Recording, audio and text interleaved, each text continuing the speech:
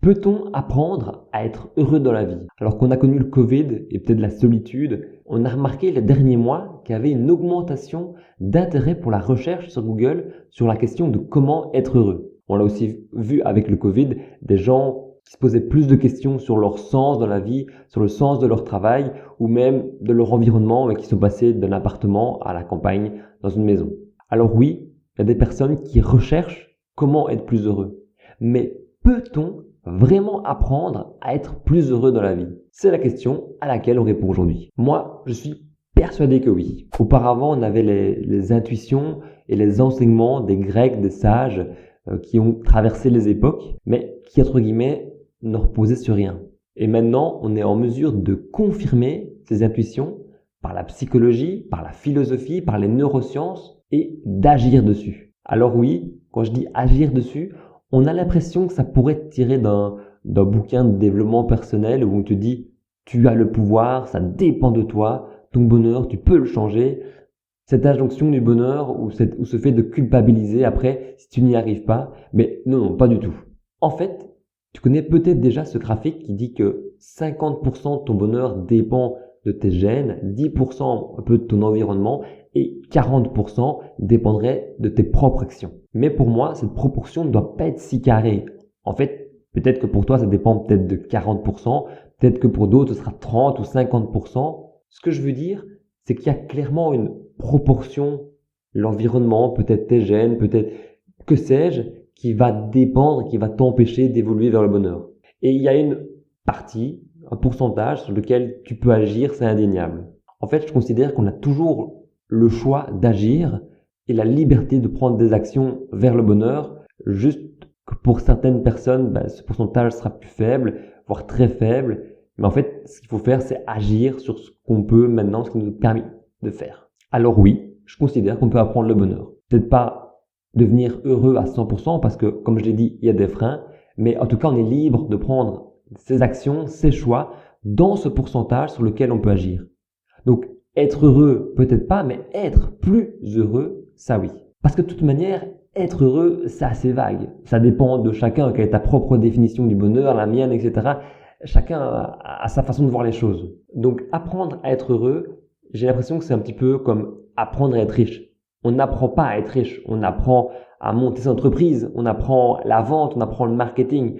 Donc en fait, je considère plutôt que c'est apprendre des compétences, faire des activités, la gratitude, la connexion sociale, ce genre de choses qui vont justement, ces compétences, permettre d'être plus heureux. Et apprendre le bonheur, c'est avant tout une expérience de recherche, une expérience de chercheur. Parce que oui, la plupart des expériences des scientifiques prouvent que telle chose ou telle activité peut marcher, améliore le bonheur, mais ça marche toujours sur un pourcentage de gens. Et donc, pas forcément sur toi. C'est pour ça que je trouve, entre guillemets, débile de dire la recette du bonheur, l'action à faire ou le conseil pour être heureux.